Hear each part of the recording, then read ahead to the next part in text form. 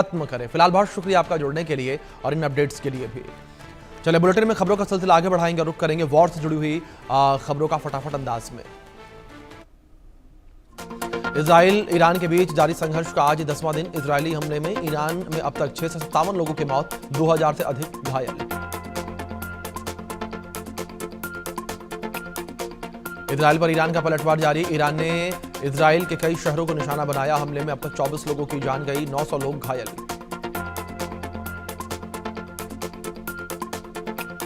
Iran Israel के बीच जारी जंग में अब अमेरिका की एंट्री। देर रात अमेरिका ने ईरान में 3 परमाणु ठिकानों पर हमला किया। अमेरिकी वायुसेना ने B-2 बॉम्बर्स से न्यूक्लियर प्लांट पर बम बरसाए। अमेरिकी सेना ने ईरान में फोर्डो, नतांज और इस्फहान को बनाया निशाना। अमेरिकी राष्ट्रपति डोनाल्ड ट्रंप ने की हमले की पुष्टि। सोशल मीडिया पर पोस्ट शेयर करके लिखा, फोर्डो खत्म हुआ।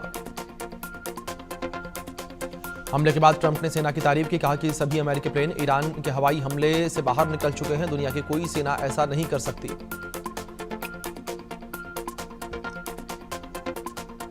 ट्रंप ने ईरान पर हमले के 3 घंटे के बाद देश को किया संबोधित, कहा कि ईरान की अहम न्यूक्लियर साइट्स पूरी तरीके से तबाह कर दी गई हैं।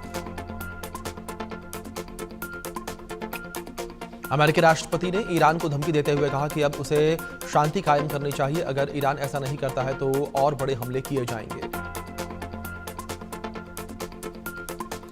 ईरान पर अमेरिकी हमले की इजराइल ने की तारीफ। पीएम नेतन्याहू ने कहा कि ट्रंप ने ऐतिहासिक कदम उठाया है। इजराइल की जनता उनको धन्यवाद देती है। मैं मानता हूं कि पहले शक्ति आती है और फिर शांति। फोर्डो पर हमले के बाद इजराइल के पूर्व मंत्री ने खुशी जाहिर की, बोले कि ये अमेरिकी राष्ट्रपति ट्रंप का कड़ा फैसला, अब दुनिया ज्यादा सुरक्षित। अमेरिकी सेना के हमले पर ईरान का बयान, कहा कि अमेरिका का हमला अंतर्राष्ट्रीय कानूनों का उल्लंघन, अब बिना देरी किए कार्रवाई की हमारी बारी।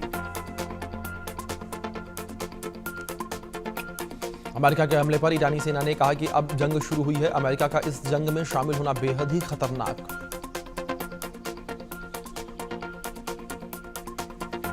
ईरान के परमाणु प्रमुख लीडर खामेनेई ने अमेरिका को दी धमकी, बोले कि ईरान के कड़े जवाब का इंतजार करे अमेरिका। ऐसा जख्म देंगे कि अमेरिका को कभी नहीं मिला होगा। ईरान के परमाणु ऊर्जा संस्था का बयान, अमेरिका के मिसाइल हमलों के बाद भी फोर्डो, नतांज और इस्फहान में कोई रेडिएशन लीक नहीं हुआ। इन स्थानों की सुरक्षा अभी भी सामान्य स्थिर है। ईरान के परमाणु ठिकानों पर हमले को लेकर यमन के हूती विद्रोहियों ने जताई नाराजगी। हूती विद्रोहियों ने नेता मोहम्मद अल फराह ने कहा कि अमेरिकी बमबारी जंग का अंत नहीं बल्कि शुरुआत।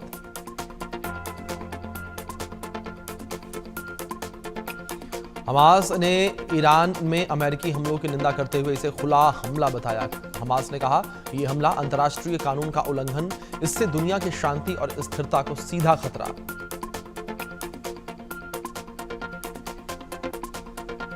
ईरान पर अमेरिका के हमले को लेकर यूएन प्रमुख ने कहा कि इस हमले का विनाशकारी परिणाम होगा। इस तनाव को तुरंत कम करने की जरूरत है।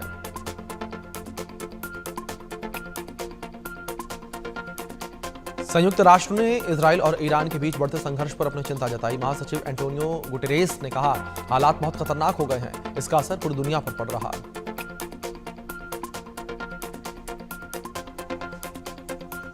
ऑपरेशन सिंधु के तहत 290 भारतीय नागरिक ईरान में एक विशेष फ्लाइट के जरिए सुरक्षित स्वदेश लौटे। विमान से उतरते ही लोगों ने लगाए वंदे मातरम के नारे, भारत सरकार का आभार जताया।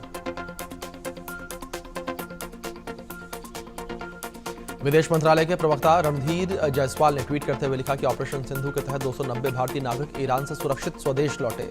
अब तक 1117 भारतीय नागरिकों की वतन वापसी हो चुकी है।